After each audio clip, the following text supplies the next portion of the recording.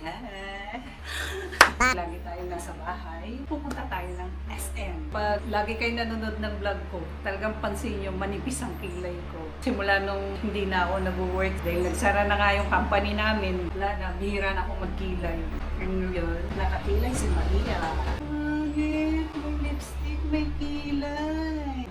Kasi yung last na punta ko ng SM Lucena, pinuntahan ko si BPI. Kasi expired na yung ATM card ko. Sakto naman siya na offline nung pagpunta ko. Punta na lang daw ulit ako pag naka-online na yung system nila.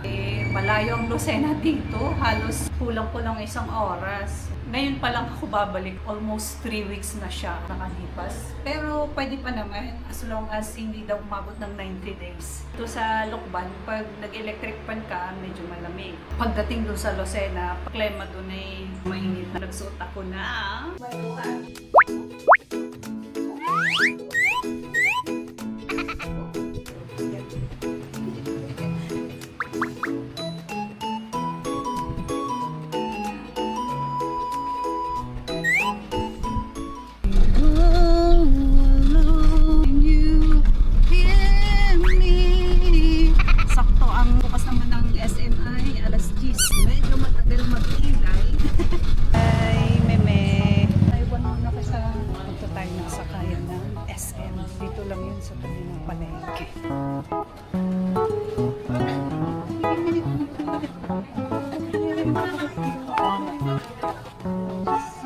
SM Lucena. May isa ka na guys. Yan tayo sa sakay.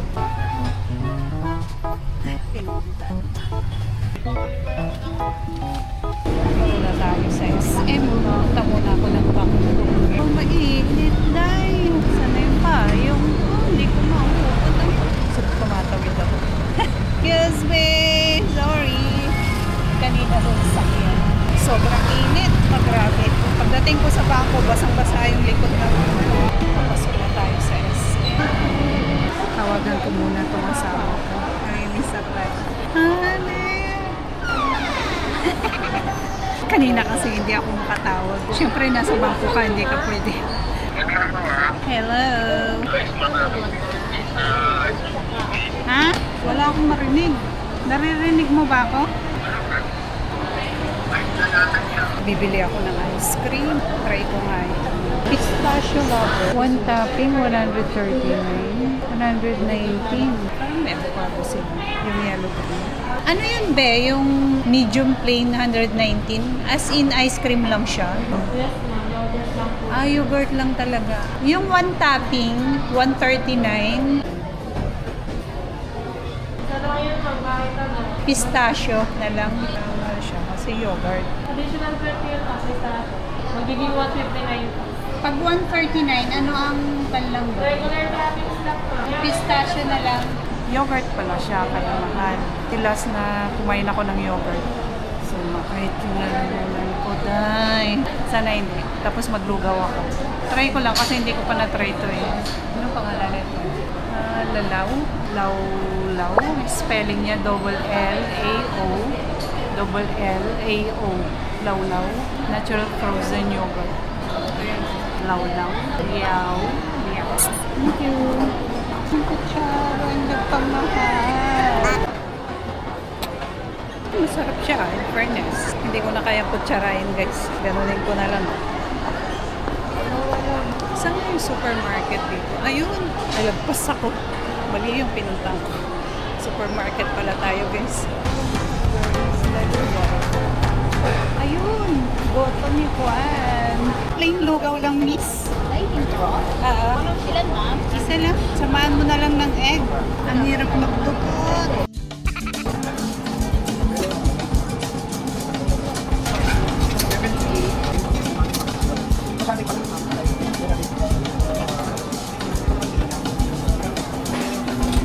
Hanap ako ng tubig. Nandito lang pala sa katabi.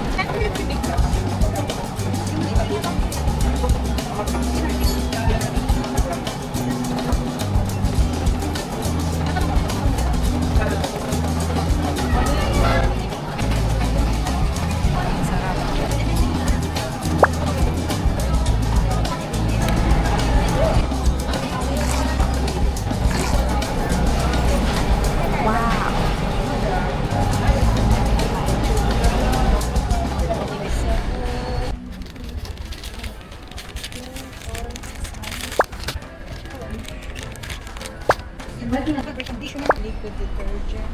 Hindi, ang bula. Parehong pink, puro pink. Oh, mahilig ka sa pink. Baygon ka na. Ano pa yung pink violet? Kerosene. Ano nangyari? Nakagulong na ito. Kanina okay ko yung gulong ay. Yun, nakabaliktad. Oh, yun. Ito pala yung freeze. Tanong pa ako doon sa babae.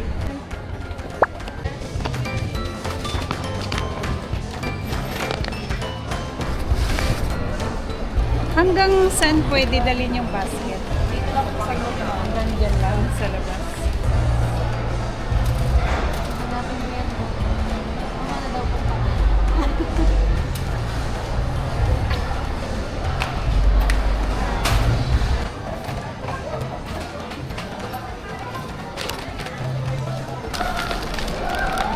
Uwi na nga lang ako.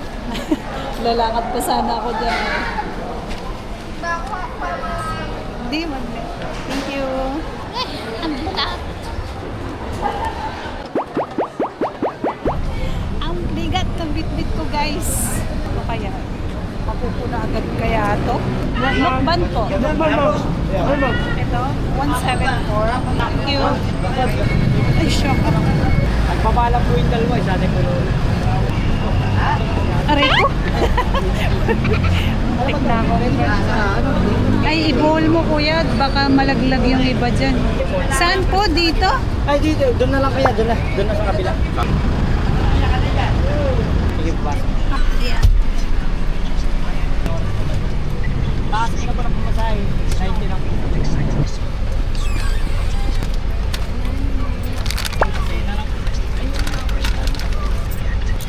Sampung pisong sukle.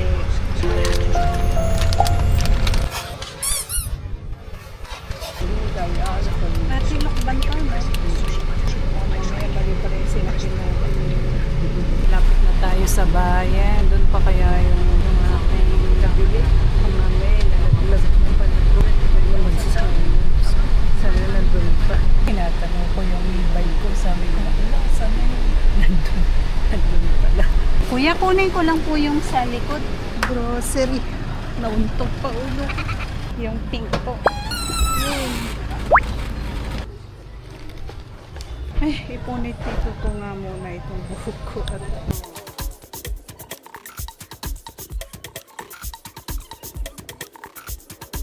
babad. Ang e-bike ko. Babad sa araw. Ang patanda. Bibili pa pala ako ng sago. Kasi minsan gumagawa ko ng halo-halo. Dalawa. Maliit mo lang. Sa malaki. Dito ako bumibili ng mga reject na apple. Hindi ko lang alam kung mayroon sila. Minsan wala eh. Miss, may reject kayong apple? Ang lalaki naman na ito. Magkano dito, be? 130 po piso. Ang laki. Tignan mo. Ano pangalan dito? Laki oh, isang palad. Tigli-5 lang to, maliliit. Kunin ko na lahat ng maliliit. Itong malaki. Magkano daw yung big? Sige, kunin ko na lahat, be. Magkano lahat yan? 2, 4, 6, 7. 7 times 5, 35. 10, 20. Bali, 55. Tama ba? 10, 20, 30, 40, 50, 55. Doon na lang po kayo. Dadalo na lang yung titinda ng baboy. Ganyan niya. Magkano kilo? 20 lang sila nilalakad. 320. 115, 115. Sige po, pang sahog po. Ay, shock ka? Buhay yung baboy. Discounted na rin sa presyo. Thank you.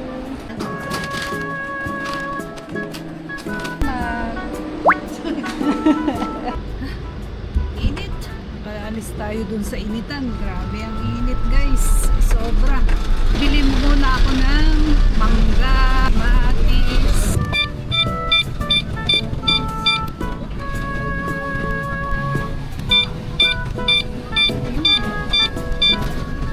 Ay, salamat. Magkano po kilo sa kamatis niya? 80. Yun yung maganda yun. Pang vlogger yun. Saka na lang. May kamatis pa naman doon, 80 daw ang kilo. subukan natin dun sa isa na store. Kasi 80. May kamatis pa naman. Pero titingin ako ng medyo mura-mura. Medyo mura-mura. Meron pa kaya? Meron kaya dito? Murang mangga. Saka murang kamatis. Noong nakarang kasi, tinanong ko si ate. Sabi ko, ate, may kamatis ka pa? Ay, wala na kaming kamatis. Doon ako nakabili ng murang kamatis. 40 lang ang kilo. Halos inubos ko lahat ng paninda ni ate. Iniwan ko lang yung mga pabulok na. Ewan ko lang ngayon kung mayroon. Makikipart po. Saglit lang po. Ako'y titingin po ng kamatis at mangga ni ate. May kamatis po kayo? Wala din silang mangga. Magkano po sa melon? Lagi kayo walang kamatis. Ano te? Di dumarating ang kamatis nyo? Mangga po yung kamatis na. Tapos may mangga po. Ang total. Ang ganda naman nito. Ganda ng kulay. Napaka-attractive ba? Apartment. Ganda. Umiit si kuya. Nangalik na. Yun. Nangalik na banggay ubot to. Agaw paliis.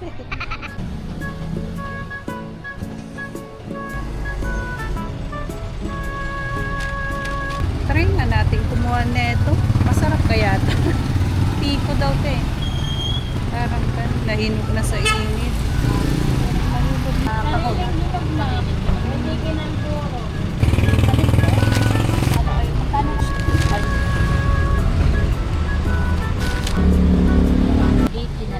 Na-shoot tayo sa malalim ba?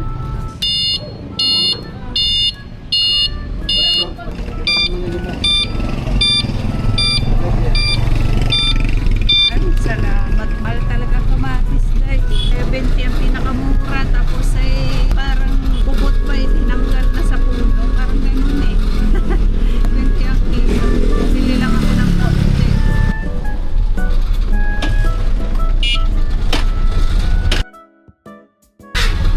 Ay, nakalusot. Nasiraan si kuya. Aray ko. Ay, shock ako. Aray ko. Tik na ako. Patang. Aray ko. Kuya, kunin ko lang po yung sa likod. Grocery. Nauntok pa ulo ko. Ang nipis-nipis na. Yung itsura niya ay masyadong tinipid na. Dapat pala yung kinuha ko yung thick. Hindi tinatanong ako, thick ba o thin crust? Sabi ko, thick.